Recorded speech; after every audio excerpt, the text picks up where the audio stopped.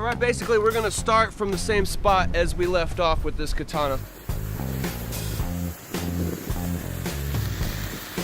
Zombies, the bloodthirsty undead. When they arrive, will you survive? Using scientifically accurate zombie analogs, we put your favorite weapons, objects, and mods to the test in order to separate fact from zombie fiction.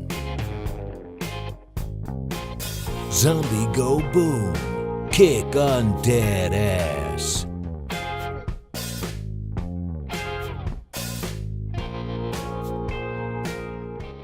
Hey, what's up, survivors? Welcome to another mind-blowing episode from ZombieGoBoom. I'm Chuck Murray. I'm Charles Foltz. And yes, if you can see, if you have eyes, you've seen the thumbnail, and it has a 1,000-degree knife on the thumbnail, and that is exactly what we're going to be testing today because thousands of you asked us to do it the past couple of weeks. But we're not going to stop there. We're ZombieGoBoom. We're also going to be testing a 1,000-degree machete and a 1,000-degree katana. That's right. You guys should be excited. You ready? I'm always ready. Let's get started.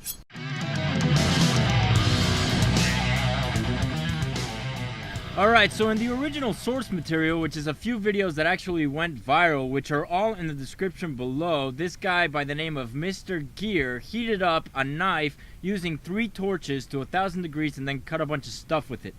Today, we need to do blades that are longer, so we decided to build this makeshift forge. And no, these aren't fire bricks. We made it really quickly, but we think it's definitely gonna work.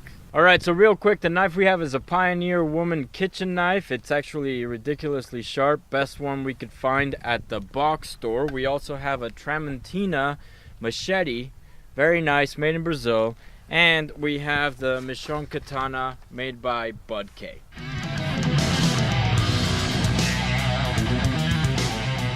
Basically, this makeshift forge is made of a bunch of landscaping bricks, and I dug a shallow trough and just piled the bricks up on either side, and I left a hole back there for air to go through. Now, and I left this sticking halfway through so that I can stick the blade into the fire and sort of just rest it on that. It's going to be down in the fire, but it's going to be resting on that so that I can put the hair dryer that we're going to be used as the forced air induction right here so that it can swirl around under the blade and go out back there. Now, I know I'm going to lose some heat at the top here, but hopefully we can get hot enough and heat these blades up to a good portion. We want to get about maybe half of the blade at least to be really hot. So this is the best thing that we could come up with in, like, you know, a couple hours. So we'll see if it works.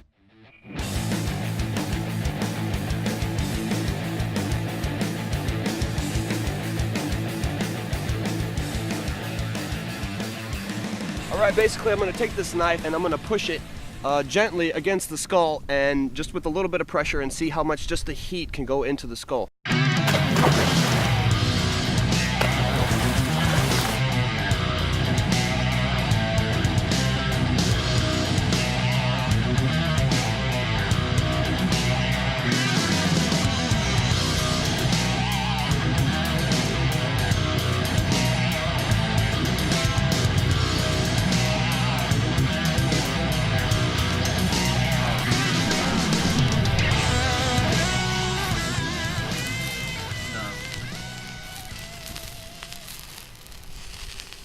Wow.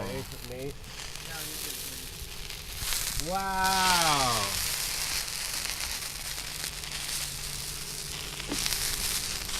So if you want to cook your food as you're cutting it, this is a great way to do that. Wow. Look, it's starting to bleed. It is? Yeah, that's blood coming out. So, and I'm not even really pushing very much. I mean, you can see how much right there I'm pushing. That's about, I don't know, 10 pounds of pressure maybe.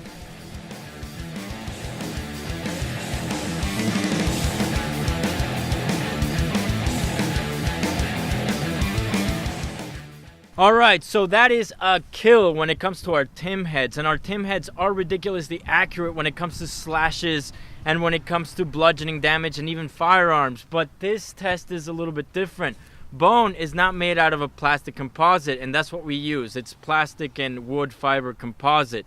to create that bone density. However, when you deal with something really, really hot, plastic melts, bone doesn't. So even though it's a kill on our Tim head, it may not be that way in real life. Another thing to mention is if you heat up any cutlery item to 1,000 degrees, you are ruining the temper. So if you want to use it again, don't do this.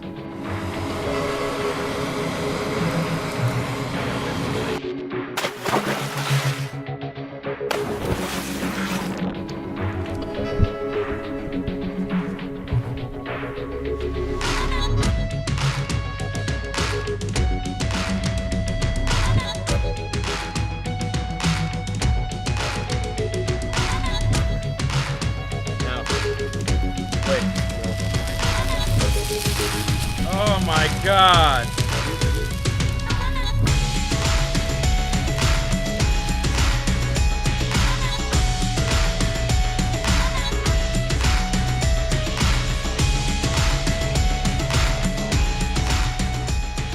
All right, now we want to see what happens when you actually stab a head with some serious force.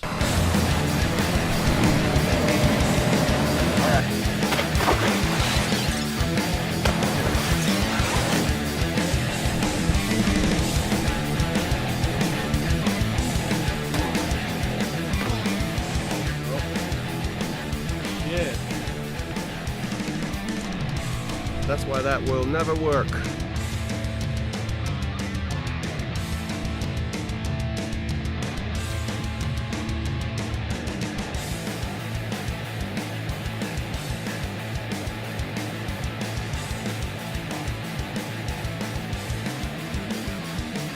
Basically, whenever you heat metal up, the molecules expand and cause them to become pliable. So whenever I stabbed the front of the face, the hot tip here just bent. So essentially what we're finding out is, yes, you can melt through stuff if you are steady, but if you put any kind of kinetic force behind it, you're gonna do this. It might work the same way with the machete, but there's only one way to find out.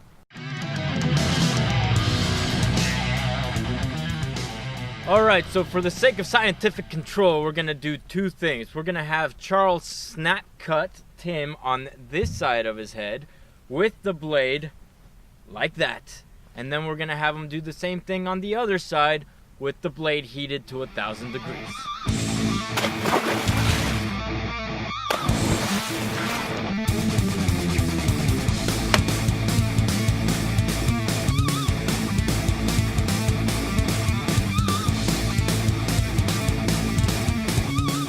Alright, so let's look at the damage. That was just a nice little snap cut, and it cut through the flesh, through the skin obviously, and into the cranial cavity. You see it bleeding right there? Just that little snap cut might actually be enough to kill a zombie. That's a great little machete right there. Too bad we're about to destroy it and try the same thing on the other side, 1,000 degrees style. Alright.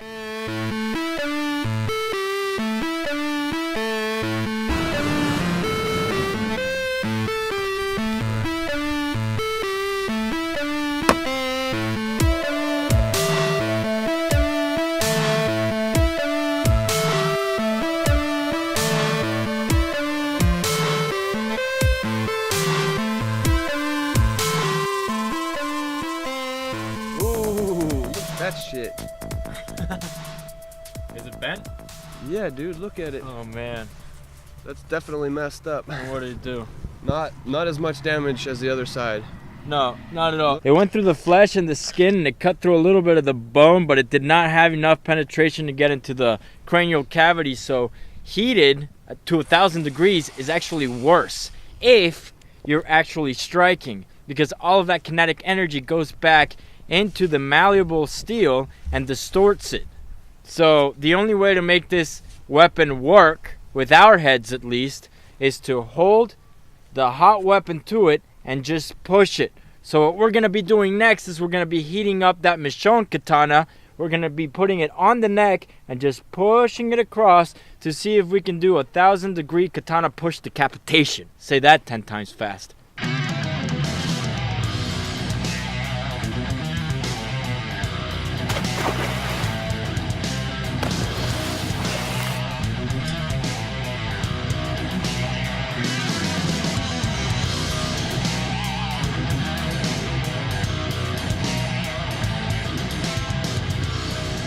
It's not gonna go all the way through. Yeah.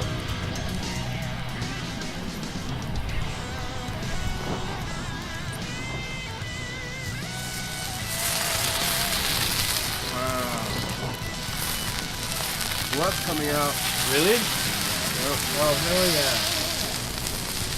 So it at least cut into the neck bone.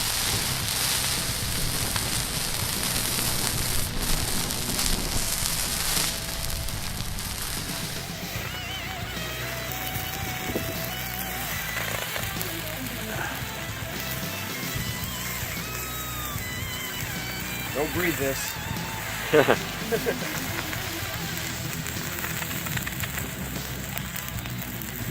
That's gone through the bone. You will, if you reheat it, I think you can get it all the way through. Oh, yeah. Yeah. Oh yeah, baby. That's what I'm talking about. Look at how much. Oh my God, that's disgusting. Wow. I couldn't have done this with a normal katana, like unheated. Just rubbing it on the neck like this wouldn't go through this far. No, not at all. But if you actually took a swing with that katana, it would bend and get destroyed. Yeah, probably.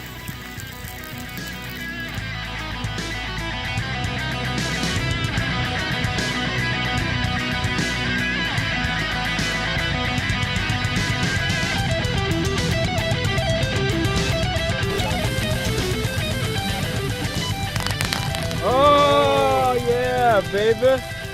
That's what I'm talking about. Look at how much.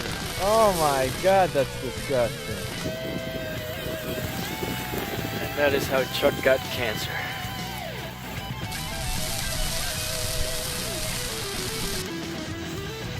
Oh. Oh! You did it! Oh, that's so sick. Hold on. You did it! Wow. Wait, try to burn the rest of it. Go down with it.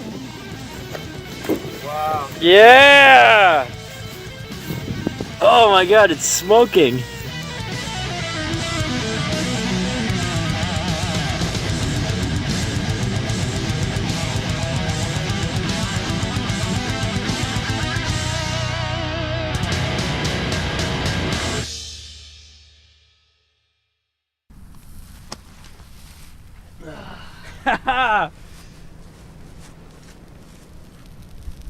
Hell yeah! We got 1,000-degree katana decapitation now. Could that happen in real life? Based on how hard it is for bone to burn? Probably not. We probably should do some tests, but on our Tim heads, this definitely works. Trick is you hold it and you basically push it through, kind of cut With a sawing motion. it's a sawing motion, but if you actually try to strike with a weapon, a steel weapon that has been heated at 1,000 degrees, it's gonna bend, it's gonna burr, it's gonna get destroyed. The only way for this to work is to push, and you are ruining the weapon when you heat it up that much, unless you know how to temper steel, which is very difficult. I guess that's it. These 3 weapons don't work anymore, but you can own them. This is an honor system kind of thing. So make sure you like, make sure you share, make sure you're subscribed to the channel if you haven't subscribed already, and then comment, I did all of those 3. Again, don't be a liar, and we'll pick one of the people. Actually, we'll pick 3 people, and you'll be surprised in getting one of these 3 weapons that we tested today. I hope you enjoyed that video, and with another mind-blowing episode from ZombieGoBoom, I'm Chuck Murray. I'm Charles Fultz. And we will see you next time.